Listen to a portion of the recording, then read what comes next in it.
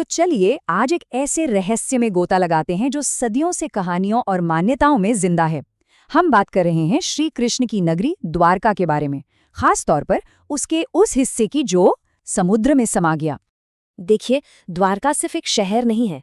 नहीं, ये उससे कहीं कहीं बढ़कर है।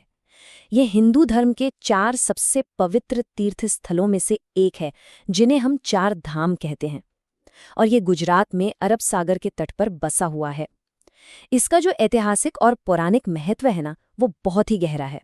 तो सवाल यही उठता है कि आखिर इतना महत्वपूर्ण, इतना पवित्र शहर, उसका एक हिस्सा लहरों के नीचे खो कैसे गया? मतलब आखिर हुआ क्या था? यही वो पहेली है जिसे आज हम सब मिलकर सुलझाने की कोशिश करेंगे। तो चलिए अब सीधे चलते हैं उस कहानी की तरफ।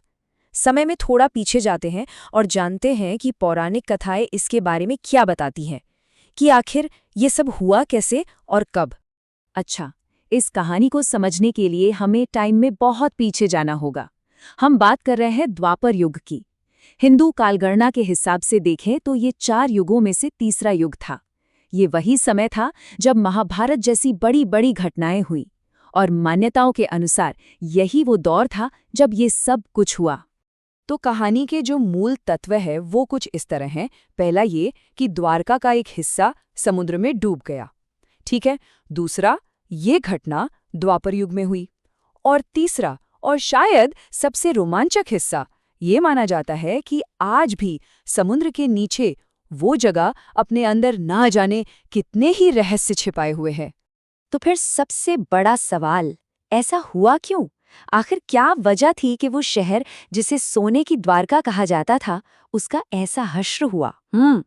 इसका जवाब मिलता है एक और कहानी में।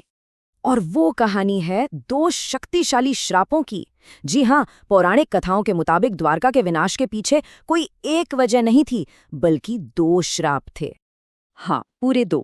और ये संख्या, ये नंबर बहुत महत्वपूर्ण है, क्योंकि इससे ये पता चलता है कि शहर का विनाश किसी एक अकेली घटना की वजह से नहीं हुआ, बल्कि ये 2 अलग-अलग घटनाओं का मिला-जुला असर था, जिसने द्वारका की किस्मत हमेशा के लिए बदल दी। तो सवाल है कि ये 2 श्राप आखिर थे कौन से? देखिए, पहला था गांधारी का श्राप। महाभारत के युद्ध में जब उन्होंने अपने 100 के 100 पुत्र खो दिए, तो उस दुख में उन्होंने श्री कृष्ण और उनके पूरे यदुवंश के नाश का श्राप दे दिया। और दूसरा श्राप, वो ऋषियों ने दिया था श्री कृष्ण के बेटे सांब को। वजह थी उनका अहंकार और अपमानजनक व्यवहार। बस इन्हीं 2 श्रापों ने मिलकर द्वारका के विनाश की कहानी लिख दी। और कमाल की बात यह है कि हजारों साल बाद भी ये कहानी सिर्फ एक पौराणिक कथा बनकर नहीं रह गई है। नहीं, ये आज भी एक जीवित रहस्य है जो लोगों को अपनी ओर खींचता है। और यही बात इस कहानी का आकर्षण बनाए हुए है।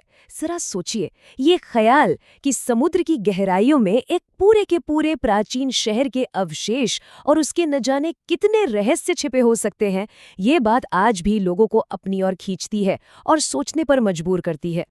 तो कुल मिलाकर बात यह है कि द्वारका की कहानी एक याद दिलाती है कि हमारा इतिहास और हमारी पौराणिक कथाएं कितनी गहरी और रहस्यों से भरी हुई हैं। और ये एक सवाल भी छोड़ जाती है कि समंदर की गहराइयों में और न जाने कितनी ऐसी ही अनकही कहानियां और कितने खोए हुए शहर दफन होंगे।